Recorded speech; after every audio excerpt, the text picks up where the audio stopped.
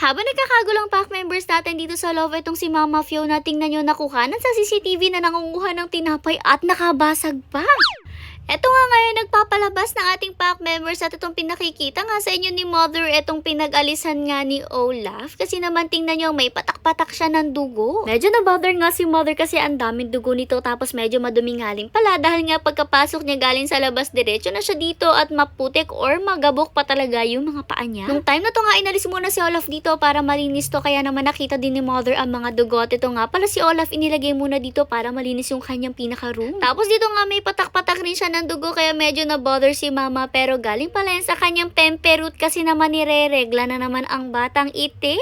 Kaya naman pala talagang kinabahan pa si Mother, regla naman pala. Anyways, ngayong umaga ganito nga ang ganap nung pumasok ang ating mga female. Ito nga pala yung video ng first morning nila dito sa mansyon na nasa second floor na sila. Medyo late na nga upload na to, pero gusto ko kasing pakita sa inyo, nakakaloka kasi sila since hindi talaga nila alam kung saan sila magsisipasukan. Dahil nga syempre alam nyo naman na bago pa lang sa kanila na ginagamit na yung second floor, kaya tingnan nyo kung saan sila pumapasok na hindi naman kanilang room. Yung iba nga dito pa nagpapasukan sa first floor kasi alam nga nila na dito yung mga rooms nila noon at hindi pa talaga nila gets na doon sila dapat umakyat sa taas, kaya sinasabihan pa sila ng mga kuya nila. Yung iba nga pag-aakyat pa sa taas, ko kung saan pa pumupunta, tapos umiikot-ikot lang at babalik ulit sa baba, kaya talagang medyo nabwisit yung mga kuya natin dito kasi napagod sila sa lahat ng mga pack members nating ite. Pero syempre, tsinaga nila yan kasi gets din naman nila na nalilito pa nga ating pack members, kaya naman sa ngayon kailangan pa talaga natin silang i-guide. Eto nga si Mustang, hindi talaga siya umakit ng kanya, kaya no choice na nga itong si Kuya Jomar kundi buhati na nga siya papunta dito sa may hagdan. Ayaw pa nga sana niyang umakit talaga, tingnan nyo, talagang pilit siyang bumababa, pero tinutulak-tulak nga siya ng kanyang kuya at ginaid nga, tinulungan siya para makaakyat. Last na nga nandito sa baba itong si Chanel, at alam nyo naman itong si Chanel sobrang matatakotin talaga.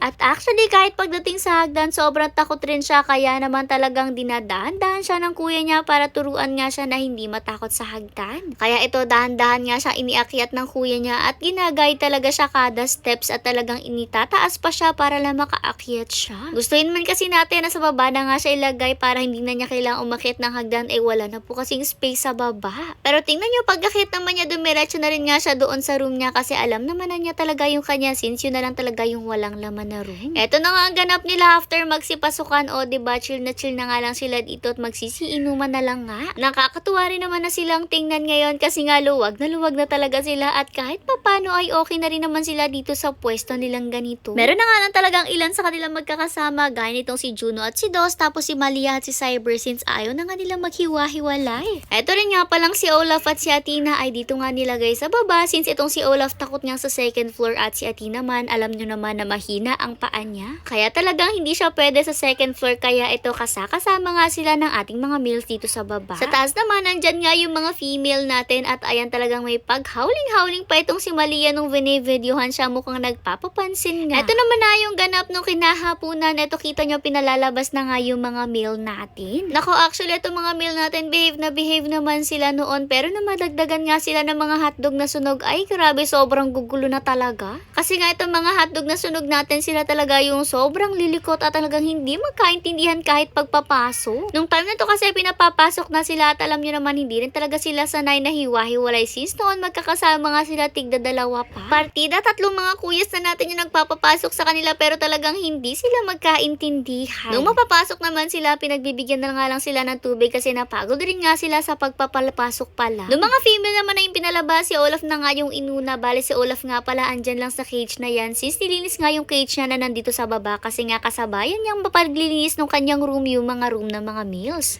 Tapos syempre, sinunod na rin nga yung iba nating mga female. Tingnan nyo, talagang tatakbo nga sila para makababa. Kaso itong si Mishka may pagbalik pa talaga kasi ewan ko ba kung sino sinusundo niya ibang pack members at kailangan pa nga niya bumalik dun sa taas. Pero nung pangalawang balik niya, bumaba na rin naman siya. Grabe, sobrang sigla ng Mishka natin today, ha? Yung mga takot naman bumaba, ito kagaya ni Chanel, tingnan nyo, talagang binubuhat pa nga para lang bumaba, and in fairness, marunong naman talaga itong si Chanel sa hagdan, takot lang talaga.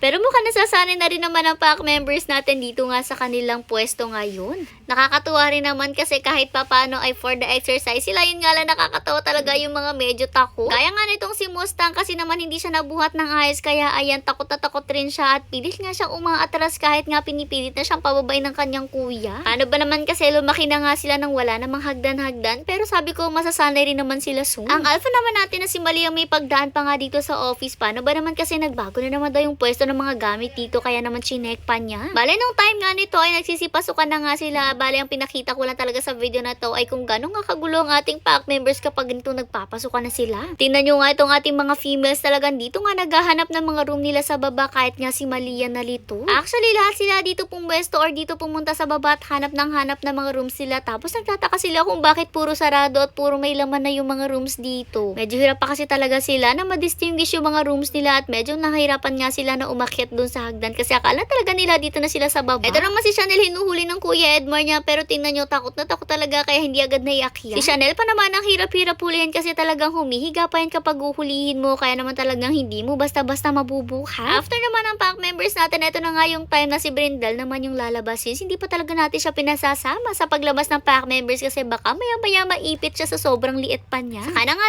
natin siya pasasamahin kapag medyo malaki na siya, yung alam natin na hindi na siya ibubuli ng ating pack members. Very good naman itong si Brindel kasi alam niya nga kung saan po siya magpapati at hindi siya basta-basta nagpapati sa loob ng room niya. Kung magpati man doon talaga sa CR siya magpupupo at magwiwiwi. Tapos pagkalabas nga niya talagang diretso wiwi siya at pupo. Yun ang very good dito kay Brindel. Yung pagkatapos niya magpati saka lang nga siya magtatambay-tambay, mangungulit at mag-aamoy-amoy, minsan magpapainit pa nga yan sa initan. Tingnan nyo nga talagang pagka-wiwi niya, naglibot-libot nga lang siya ng konti tapos diretsong pupo na rin nga siya, o diba? Pagkatapos niya diretsong pasok na ulit siya sa loob. Believe nga talaga kami dito kay Brindel kasi sobrang bait niya at hindi lang yon, sobrang talino pa talaga. Nung pakitin nga siya ng mama niya, tingnan niya talaga umakyat nga siya, yun nga lang talaga medyo may pagkakulit talaga siya at gustong-gusto niya nga makipaglaro sa iba nating pack members. Kaya naman sa halip na pumasok siya sa room niya, ayan kinulit niya ang kuya niya at bumaba pa siya dito. O diba talaga nangungulit pa rin at nagpapasaway pa rin ang Brindel natin.